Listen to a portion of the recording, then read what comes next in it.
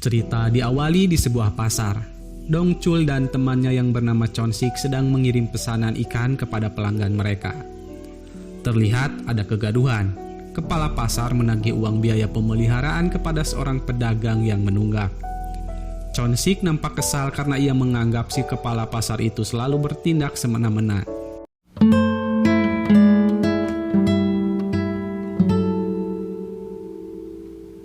Kemudian Dongchul menemui teman lamanya yang bernama Park yang kini ia telah menjadi orang sukses.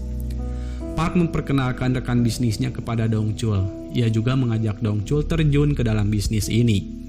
Mereka menawarkan kerjasama yang dimana Dongchul ditawari kepiting raja yang bisa ia beli dengan harga yang terbilang murah dari Kang.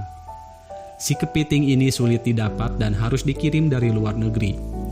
Dongchul bisa menjual kepiting ini di sini dengan harga yang cukup mahal jika dilihat di pasaran. Chonsik yang tahu karakter temannya mencoba mengingatkan Dongchul agar jangan sampai kali ini ia tertipu lagi. Namun keputusan Dongchul sudah bulat, ia memberikan depositnya kepada Kang. Setelah lelah bekerja seharian, Dongchul dan istrinya yang bernama Jisoo pulang bersama. Dongchul bercerita bahwa tadi siang ia bertemu dengan teman lamanya yaitu si Park yang kini sudah menjadi orang sukses dari bisnis kepiting raja. Dongchul tidak berani memberitahukan istrinya kalau ia berinvest juga di kepiting itu karena dirinya sudah sering kali ditipu orang. Beralih ke tempat lain, seorang bos yang bernama Kite berniat akan membunuh seorang penghutang di kediamannya. Kite akan membuat seolah-olah si penghutang ini bunuh diri dan Kite akan mendapatkan uang asuransinya. Tanpa diduga, anak gadis dari si penghutang pulang dari bekerja. Kite tetap membunuhnya dan anak gadis itu ia bawa. Di dalam perjalanan, supir pribadi Kite lengah dalam berkendara. Mobilnya menabrak mobil Dongchul di stopan. Dongchul turun untuk memintai pertanggungjawaban. Si supir pun membuka jendela, ia meminta maaf dan memberinya kartu nama. Ketika Dongchul memintanya untuk turun, si supir tidak mau. Ia malah melempari Dongchul uang. Jisoo yang tak terima dengan tindakan si supir, ia memarahinya. Karena keributan ini, Kite keluar dan menarik si supir lalu memukulinya. Kite meminta maaf kepada Dongchul, kemudian ia pun pergi. Singkatnya, 1 bulan berlalu. Dongchul pergi ke kantor kepala pasar untuk menagih uang ikan yang belum dibayar. Dongchul memohon agar ia diberikan haknya, terlebih lagi kondisinya saat ini sedang sulit. Di sebuah minimarket, Chonsik mempertanyakan bagaimana soal pengiriman kepiting yang dijanjikan oleh Park. Chonsik sangat khawatir, ia takut sahabatnya ini ditipu lagi. Lalu Park menghubungi Dongchul. Park memberitahukan bahwa telah terjadi masalah. Ia mengatakan kalau kapal pengirim kepitingnya disita oleh pihak berwenang Cina. Dikarenakan kapal itu memasuki wilayah mereka dan ini menjadi masalah diplomatik. Tapi Kang sedang mencoba membereskan masalah ini. Chonsik yang sudah menduga ia marah kepada Dongchul. Di tempat lain, seorang pengacara memberitahukan Jisoo bahwa properti mereka akan disita jika ia dan suaminya tidak membayar hutangnya. Lalu Jisoo menemui suaminya di sebuah restoran. Dongchul sudah mempersiapkan jamuan untuk Jisoo karena ini adalah hari ulang tahun Jisoo. Tanpa diduga, Jisoo mengatakan bagaimana kalau mereka ini pura-pura cerai saja. Jisoo sudah berkonsultasi dengan seorang pengacara, dan Jisoo bingung, ia tidak tahu lagi harus berbuat apa untuk menyelesaikan masalah perekonomian yang mendera keluarga kecilnya ini. Dongchul menenangkan istrinya bahwa sebentar lagi permasalahan mereka akan segera beres setelah datangnya kapal kepiting yang dinanti. Jisoo keheranan apa yang dimaksud dengan suaminya itu. Dongchul pun memberitahukan semuanya bahwa dirinya telah menginvestkan uang sebesar $100.000 untuk kepiting raja, dan uang itu hasil dari pinjaman. Jisoo sangat marah mendengarnya. Dongchul pun izin pamit ke belakang untuk mengambil kue. Ketika ia kembali, Jisoo sudah tidak ada di sana. Setibanya di rumah, Jisoo merasa lebih tenang ketika melihat janji pernikahan mereka yang ditempel di dinding. Jisoo menyuruh Dongchul untuk segera pulang. Saat akan masuk ke apartemennya, jalanannya terhalangi oleh seseorang yang sedang memindahkan barang. Sementara itu, ada orang asing yang mendobrak masuk ke dalam apartemen Dongchul, yang kemudian mereka menculik Jisoo. Setelah orang yang menghalangi jalanannya pergi, Dongchul pun masuk ke dalam kamar apartemennya. Ia dikejutkan dengan kondisi kamarnya yang berantakan, ditambah lagi istrinya tidak ada. Pagi harinya, Dongchul melaporkan kejadian ini ke kantor polisi. Dikarenakan semalam hujan deras, Pak Pol kesulitan untuk mengidentifikasi nomor polisi kendaraan yang dicurigai digunakan oleh si penculik. Ditambah lagi ada yang memotong kabel CCTV-nya. Pak Pol menenangkan Dongchul bahwa pihaknya sudah mulai melakukan investigasi. Ketika Dongchul sedang berjalan ke parkiran, ia menerima telepon dari si penculik. Dongchul diancam agar jangan lagi pergi ke kantor polisi. Rupanya si penculik ini adalah si Kite. Si Kite menyuruh Dongchul untuk pergi ke tempat yang tertera di kulkas apartemennya Dongchul. Dan Dongchul disuruh datang seorang diri. Setelah diketahui tempatnya, Dongchul mendatangi sebuah restoran belut dan ia duduk di tempat yang sudah di-booking oleh Kite. Setelah lama menunggu, Kite menghubunginya lewat telepon yang tergeletak di atas meja. Kite menyuruh Dongchul untuk membuka sebuah tas yang dimana isinya ada banyak uang. Rupa-rupanya si Kite berniat membeli Jisoo dengan uang itu. Dongchul terkejut dan marah mendengarnya. Sepertinya hal ini bukanlah yang pertama kali Kite lakukan. Kite tahu kalau Dongchul datang ke sini tidak sendiri. Melihat ada kecurigaan, Chonsik dan Dongchul mengejar sebuah mobil dan ternyata mereka telah salah sangka. Malam harinya, Dongchul mendatangi kantor polisi lagi. Ia menyerahkan uang tadi untuk barang bukti. Detektif Jang akan mengamankan uangnya untuk penyelidikan, siapa tahu ada sidik jari pada uang itu. Pagi pun terang, Dongchul menanyakan apakah Pak Pol sudah memeriksa kotak hitam di mobil yang terparkir. Tentunya mereka sudah. Karena waktu itu hujan deras, mereka tidak bisa mengidentifikasi wajah para penculik. Ketika melihat papan informasi, Dongchul melihat bahwa ada banyak kasus orang hilang, terutama wanita pada beberapa tahun terakhir ini. Karena merasa tidak ada perkembangan, Dongchul meminta Chonsik untuk menghubungi ketua KOM. Sialnya mereka ini tidak punya uang untuk membayar ketua KOM agar mau membantu mereka.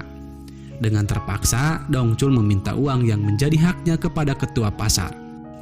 Karena si Pak Ketu ini tidak mau memberikannya, Dongchul pun terpaksa harus menggunakan kekerasan. Singkatnya, Dongchul dan Chonsik menemui ketua KOM. Si ketua KOM atau Gam Sojang ini ahli dalam mencari orang hilang. Dongchul meminta agar istrinya bisa ditemukan esok hari. Gom menyanggupi, tapi ia meminta bayaran yang cukup besar. Chonsik membantu Dongchul untuk membayarnya dengan memberikan 5% hasil dari bisnis kepiting raja. Gom langsung meretas CCTV restoran belut. Ia menemukan orang yang menaruh tas berisi uang di sana. Sambil menyamar menjadi polisi, Gom mencari pemilik nomor polisi kendaraan orang tersebut. Setelah mendapatkan identitasnya, mereka bergegas pergi ke alamat rumah orang itu. Orang ini bernama Choi Man-sik. Rupanya ia dipaksa oleh orang yang tidak ia kenal untuk menjual nomor polisi mobilnya. Dongchul pun menanyakan di mana Choi menjual nomor polisi mobilnya. Kemudian Dongchul dan yang lain pergi ke tempat itu. Tempatnya tersembunyi, mirip seperti sebuah kasino. Dongchul sempat bertanya kepada Gom apakah dengan menemukan orang yang membeli nomor polisinya mereka bisa menemukan Jisoo. Gom menjawab kalau itu belum pasti karena tidak mudah untuk menemukan orang yang diculik. Kemudian si pemilik tempat ini menemui mereka. Ia menyangka kalau Dongchul dan temannya akan menjual nomor polisi. Setelah ia tahu kalau Dongchul sedang mencari info untuk orang yang membeli nomor polisi seseorang, wanita ini langsung menyuruh para penjaga untuk mengusir mereka. Gom yang so jago menyuruh Dongchul untuk berlindung di belakangnya. Ketika Gom dihajar oleh para penjaga, Dongchul langsung bertindak. Dengan mudah Dongchul mengalahkan mereka semua. Karena hal ini, si ibu pun memberitahukan orang yang membeli nomornya. Menurutnya mereka juga biasa memesan nomor polisi baru setiap 3 bulan sekali, tapi ia tidak tahu identitas mereka. Namun salah seorang karyawannya pernah diberi kartu nama oleh orang itu. Dongchul pun bergegas pergi ke alamat yang tertera. Sambil berjalan, Go menyatakan kekagumannya kepada Dongchul karena kekuatan pukulannya. Chonsik sedikit menjelaskan tentang Dongchul, kalau Dongchul dulunya adalah seorang preman. ia pernah membunuh seseorang dengan mata tertutup. Gom yang tahu berita itu, ia baru sadar bahwa Dongchul adalah idolanya. Singkatnya, mereka tiba di tempat yang dituju. Rupanya tempat itu sudah beralih kepemilikan dan kartu namanya terakhir dipakai 2 tahun yang lalu.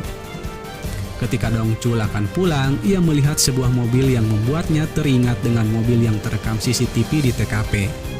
Di dalam mobil itu ada kartu nama restoran belut yang sama.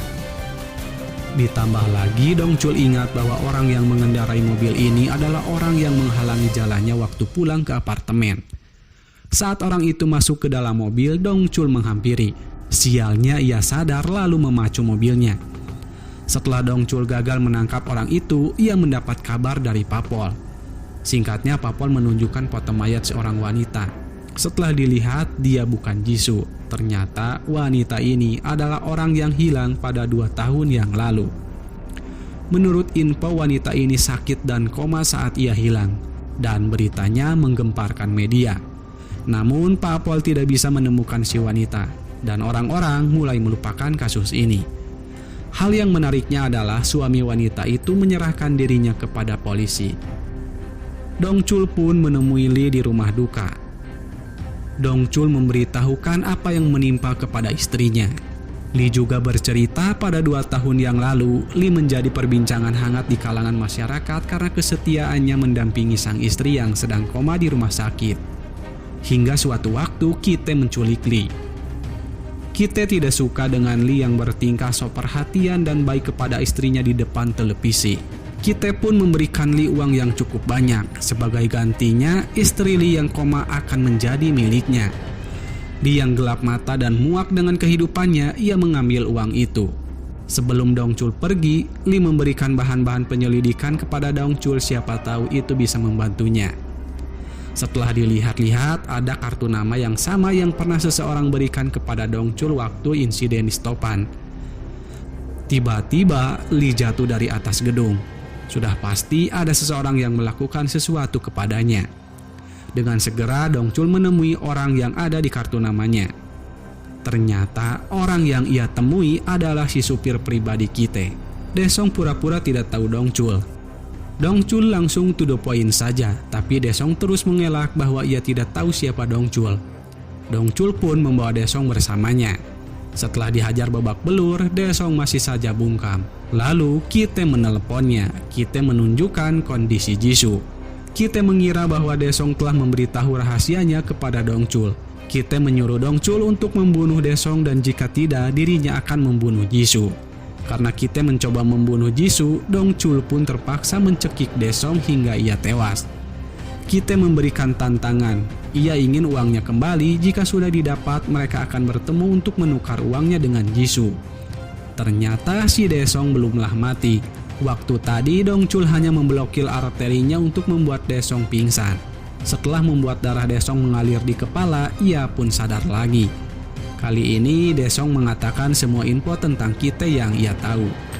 Jadi si Kite ini menjual para ciwi yang ia culik untuk dijadikan PL ke luar negeri dan menjual organnya. Beberapa dari mereka ditangkap karena gagal membayar hutang. Ada dari para suami yang rela menjual ciwi dengan senang hati karena tergiur uang yang cukup banyak. Daesung tidak tahu di mana bosnya berada karena ia suka berpindah-pindah tempat. Dan sekarang satu-satunya cara Dongchul harus mengambil uangnya di kantor polisi dan Go mempunyai sebuah rencana. Beralih ke tempat lain, Jisoo menyelamatkan seorang tawanan yang akan diperkawas oleh anak buah si Kite. Gom melancarkan aksinya. Ia menyamar menjadi seorang jaksa mendatangi kantor polisi untuk mengecek barang bukti. Dongchul disuruh untuk menunggu di parkiran, sementara dirinya beraksi bersama Chonsik. Chonsik yang terlihat gugup disuruh untuk bersikap tenang. Saat Gom ditanyai nomor kasusnya, ia kebingungan. Papol yang berjaga awalnya tidak curiga kepada mereka. Namun saat mereka akan membawa barang buktinya, mereka harus melapor dulu kepada detektif yang bertanggung jawab. Detektif Jang merasa bahwa dirinya belum melapor kasus ini ke kejaksaan. Dongchul menyadari bahwa rencananya gagal, ia pun mengambil tindakan. Ketika Gom dan Chonsik sedang panas dingin, Dongchul meledakkan sebuah mobil. Di saat itulah Gom dan Chonsik bisa meloloskan diri. Di tempat lain, Soyeon, wanita yang ditolong Jisoo, tak sadarkan diri dipukul oleh si penjaga. Ia berbohong kalau Soyeon mencoba melarikan diri. Secara bersamaan, Dongchul mengabari kalau ia mendapatkan uangnya. Detektif Jang marah. Ia tahu kalau Dongchul yang menghancurkan mobilnya dan membawa barang bukti itu. Jisoo mencoba menyadarkan Soyeon dan ia pun bangun. Ketika Jisoo melihat ke jendela, Jisoo mempunyai ide. Ia mencopot baut yang mengunci teralisnya. Pelan-pelan teralisnya bisa ditarik. Saat Jisoo berhasil keluar, si penjaga datang untuk mengecek. Ketika si penjaga lengah, Soyeon menghantam kepalanya. Namun sayang, Ki-tae keburu datang. Jisoo mencegat sebuah mobil taksi dan menyuruhnya untuk mengantarkannya ke kantor polisi.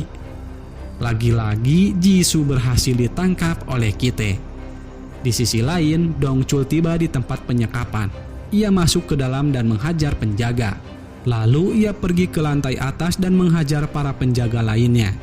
Chon-sik dan Gom juga tidak mau kalah. Mereka menghajar orang-orang yang akan memindahkan para ciwi ke tempat lain. Dongchul berhadapan dengan seseorang yang cukup membuatnya kerepotan, tapi ia berhasil menumbangkan mereka semua.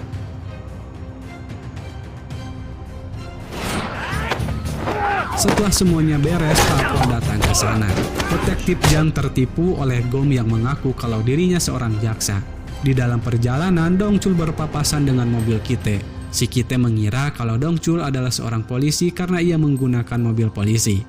Setelah kejar-kejaran banting sana banting sini, mobil mereka berdua pun nyungsep. Ki-tae keluar membawa sebuah kapak. Ia menghampiri mobil Dongchul. Ketika Ki-tae lengah, Dongchul menghajarnya habis-habisan hingga ia babak belur.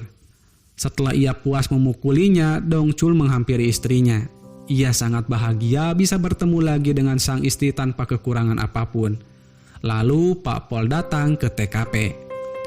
Ada kabar gembira lainnya, yakni kapal penangkap yang disita di perairan Cina telah dibebaskan. Singkatnya, 1 tahun berlalu. Dongchul dan istrinya menjadi bos kepiting raja. Ia mempekerjakan Chon-sik, Soyeon, dan Gom di restoran kepiting milik mereka. Bisnisnya dengan Kang membawa kesuksesan bersama. Lalu film pun selesai. Bijaklah dalam menyikapi sebuah peristiwa. Sampai jumpa di video selanjutnya. Wassalam.